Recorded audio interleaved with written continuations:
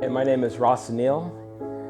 During COVID, when everybody was hunkered inside and we couldn't go anywhere, my mom was starting to get together a pickleball group in her neighborhood. One day she said, maybe you should try it. And I've had so many issues with playing sports when I was younger. I couldn't throw or hit the ball, and I hadn't really tried any sports since I was a little kid. And so when I tried it, it was like, they couldn't believe I could actually hit the ball. And she couldn't believe how well I did on my first time because I didn't have any eye and hand coordination. My name is Marilyn Masses, and I'm Ross's mother. Well, some people go out of retirement and they do a lot of things they weren't able to do. Well, I did something I wasn't ever able to do. I was not sports oriented as well. And so I took on the sport of pickleball. And I've been playing 5 years, but not as good as he can play. And so I turned him onto it, like he said, during COVID. I wasn't able to experience having a kid being in sports growing up because I had to take him out of PE. I took him out of T-ball because he couldn't handle it because of the high eye-hand coordination and the fact that the anxiety. And it's just amazing. I'm so proud of him. But the rec centers have made him feel so special, and they make him feel comfortable. And Rick, that he mentioned before, is incredible. Mm-hmm. Precious is incredible. Manuel is incredible too. But they just made him feel like he was family. Mm-hmm. And that's all my hopes were, is that he would find it, be good at it. I didn't know that, but to enjoy it. My mother's friend, Vicky, she happened to be at the Willow Bend Mall, and she was with a friend, and they were at the mall, and they saw this bookstore.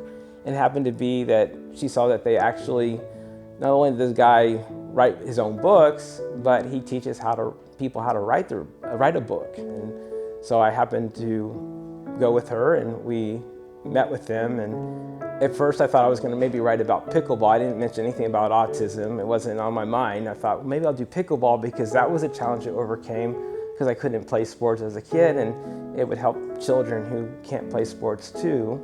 And I thought about that. And then as we were talking more about it, something came up about autism, and the lady said, there's a real need. We have parents asking for somebody to write a book about autism, and it was very important, and they said, we would write a book, but we haven't experienced it. And I said, okay, and I wanted to share my story of all the challenges I went through, and one of them was overcoming being able to play a sport when I wasn't able to when I was younger. It was about believing in yourself and overcoming the challenges that I was told I couldn't overcome, and I had a lot of people, and some of them are right here with me, and my family, and part of my family and friends and doctors, and especially I had my grandmother who always said, I believe in you, and she would be like, you can do it, and I believe in you. And having that strong belief in me when I had all the challenges I had helped me come up with that name. And then the B is blue in the story because it's an autism color. And the fact that it changes color means that someone is improving or changing levels on the spectrum, that they're not at the level they were when they were younger. That's my hope, is that it would help people not to give up on their challenges, and for people who are caring for them and other people with challenges to continue on. It can take a long time to overcome challenges, but not to give up the hope and to keep believing in yourself. Now that he knew about this, he believed that if he tried hard, he could change colors.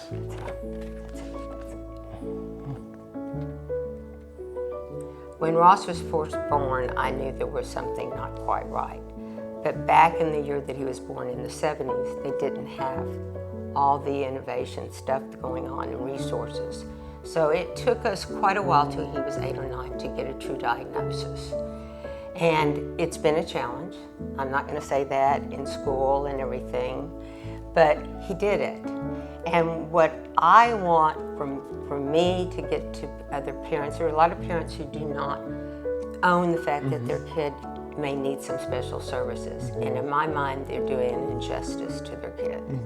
Because if we didn't have what we had and all the therapy, there is no way. They told me he'd be in hospital by the time he was 9 in an institution. So we've come a long, long way. And that's it. I'm just extremely proud of him. I love you too, and I'm so proud. I mean, happy that you've been involved in this journey. Thank you, honey.